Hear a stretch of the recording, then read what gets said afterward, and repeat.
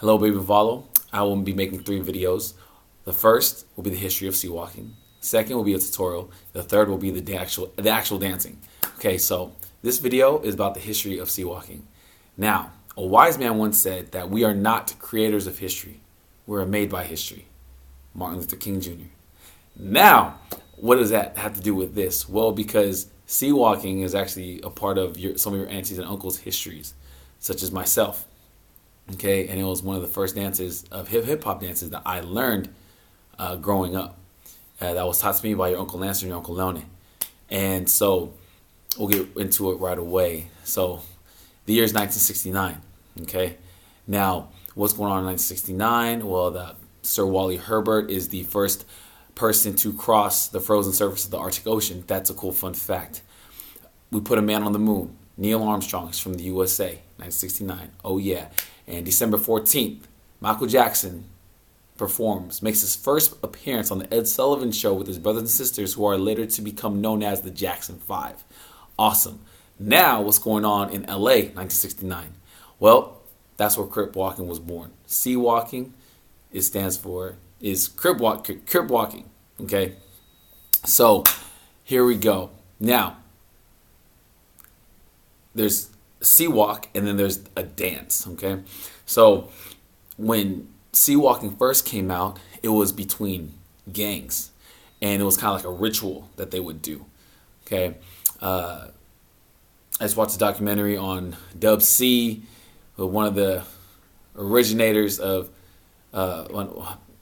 making sea walking very popular, and things like that. So, and I was watching some interviews about Ice-T, Snoop Dogg, Ras Kass, and things like that. So, sea walking, C stands for crip walking, and it was between gangs. So it was a very serious thing that they would do at house parties and things like that. It incorporated a lot of stopping, a lot of posing, a lot of throwing your signs up, and things of that nature. Okay, now that was in the 1969, 70s, 80s, 90s. Then over time, 2000s, over time it turned from a ritual to a dance. Okay, so non-affiliated gang members, such as some of your aunts and uncles, such as myself, would do the dance. And we wouldn't be claiming any set or street or hood and things of that nature.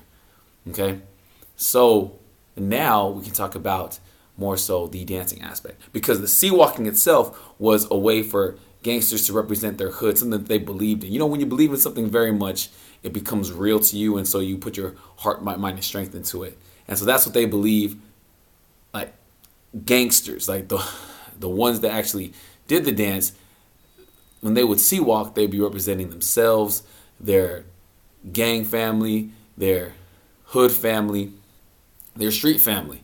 So it's really big for them. Okay? As opposed to us, we just look at it as a dance because that's how we grew up and that's how we learned it, was as a dance. So depending on where you are in LA, if you're sea walking, it could be dangerous. So just that's a heads up. And however, if you're anywhere else and you're doing it nowadays, it's become more of a dance. But the history of the sea walk was actually pride in the street, pride in the hood, and pride in their gang. Okay, so that's for them. The dancing part is where we come in. Now I'll show you the dancing tutorial. Love you.